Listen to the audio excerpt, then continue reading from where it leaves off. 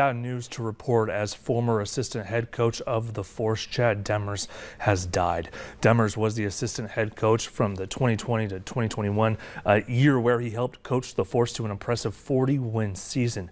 Now, in September of 2018, he was diagnosed with grade 4 astrocytoma, which is a malignant primary brain tumor that has a 5-year survival rate of less than 7%. The Grafton, North Dakota native also played for the Force from 2008 to 2011 and became a team captain.